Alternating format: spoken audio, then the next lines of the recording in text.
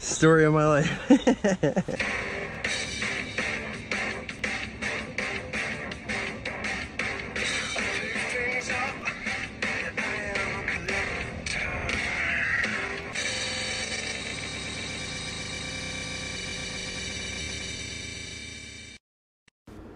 In the spring and summer of 2021, I got the opportunity to dig two different sites at 43 North Duke Street in downtown York, PA. My client had called me about a large round depression that had kept sinking in his back parking lot area. I had also detected another area up closer to the house that was most likely a clean-out pit or perhaps a forgotten privy. I got to probing it, detecting it, of course with my helper, and found it to be at least viable to have a class the upcoming days. I roughed out an opening in the asphalt in the shape of a square to give me the area I needed to get down to the site. With everything roughed out and ready to go, Ralph and I called it quits for the day. Ralph and I returned to the site the next day so that I could excavate out material for my first ever artifact recovery class. It went super duper well. We ended up finding some little parts and pieces in the clean out pit we ended up doing. Everybody was really pleased. The screens held up well, so Ralph and I wrapped up the site and then changed our focus to the other depression that I had originally been contacted about and had suspected to be a well. The downtown of York, Pennsylvania had a very early water system as of 1816. So a lot of wells were abandoned and turned into privy pits in the early to mid 1800s. As you can see here, the property would have easily been surrounded by public water as of 1840. So Ralph and I began to dig on down to see if it was a well-turned junk pit or better yet, well-turned privy. Alrighty, I'm digging down through the coal ash layers here. I've been making good progress with getting down through it. It's real loose, it's real fluffy. I've sunk a probe down approximately 8 feet, so there's a ton of stuff to be removed. It's just filled with all kinds of little bits and pieces, but I'm gonna try to get some more out, and I think I have a cobalt bottle here I'm gonna try to yank out. Alright, I'm down to about 4 feet now.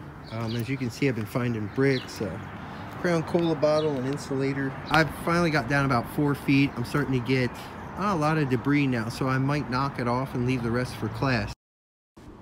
That weekend, I ended up hosting 5 different classes across both days, with each group finding a variety of objects in the soil we had sifted. As we dug down farther and farther, by the end of the weekend, I realized we were about 10 feet into the ground. I had identified the site as a well early on and knew most likely we were going to be going deep. So I wanted to try out an idea I had where I would combine a ladder and a hoist together. The top portion consists of a horizontal beam braced at a 45-degree angle and both connected to the rungs. At the end of the beam, I installed an eyelet bolt to hang my pulley from and bring buckets up away from the ladder. Below this are 2x4 braces connected with a piece of 1-inch gas pipe with caps on each end. With the ladder set up this way, the rear portion, which would normally be the lower portion, ended up following us down into the hole as we dug, being braced in the dirt as we went. With everything tested out, it was all buckets ahead, down to about 16 feet or so till our ladder would run out. And I would have to place a brace on the upper portion to keep the ladder vertical and stable while we pull buckets out.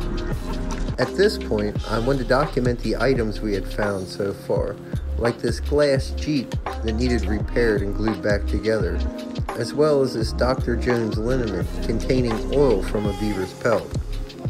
And by the end of the dig, it became my favorite bottle from the site. At about 14 feet, we encountered water, which changes up everything when it comes to material removal. You can't just flush muddy water across a parking lot without getting a lot of complaints, a big mess to clean up, and potential fines from the township. What I came up with was to use a cooler to distill the cleanest water from the top of the well. I would then dispense it into the parking lot to distill it further prior to it reaching the streets. The dirtier water would be kept inside the blue barrels, allowing that to distill, and then whatever clean from the top be poured into the cooler to be distilled further. Any sludge left from this process will be dumped at the rear of the dirt pile to absorb its water and to keep it from running across the parking lot. Little did I know right then how much of this type of material we were going to have to remove, so this is where the fun began.